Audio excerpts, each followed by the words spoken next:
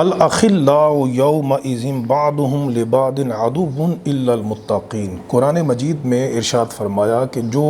بڑے گہرے دوست ہوں گے،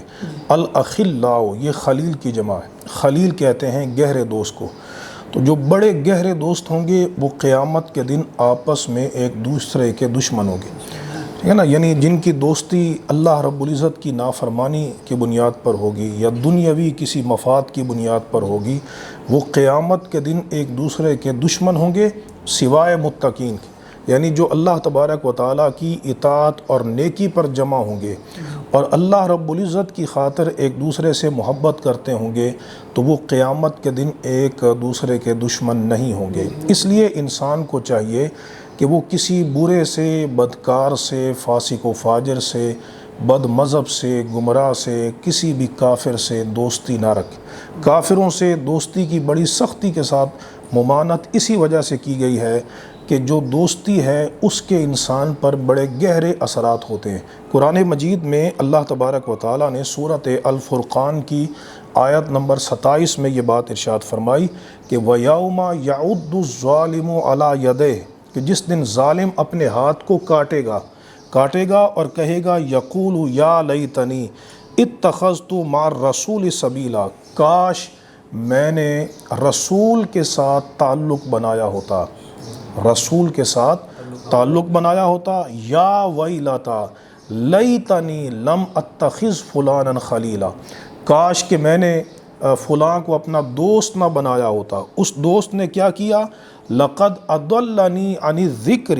بعد اذ جاءنی، کہ اس نے مجھے ذکر سے، قرآن سے، اللہ کی یاد سے غافل کر دیا بعد اس کے کہ وہ ذکر ہمارے پاس آ چکا تھا۔ سمجھے؟ تو آپ دیکھیے دوستی کے اثرات کی وجہ سے اس نے اس کو ذکر سے غافل کر دیا۔ اس لیے نبی کریم علیہ السلام نے یہ بات ارشاد فرمائی، سنن الترمذی میں موجود ہے کتاب الزہد میں، کہ سرکار دو عالم علیہ السلام نے فرمایا، حدیث سند کے اعتبار سے حسن ہے، کہ الرجل علی دین خلیل،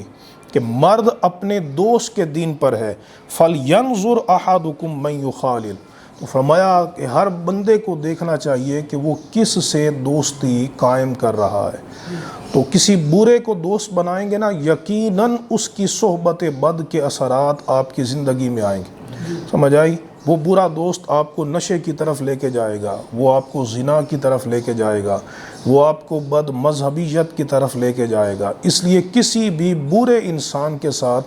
دوستی نہیں کرنی چاہیے۔ ہاں اچھے انسان سے کریں،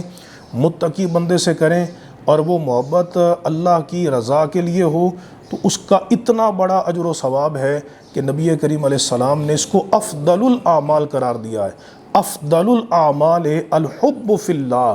فرمایا کہ افضل ترین اعمال میں سے یہ ہے کہ انسان اللہ کی رضا کے لیے اللہ کی خاطر کسی سے محبت کرے،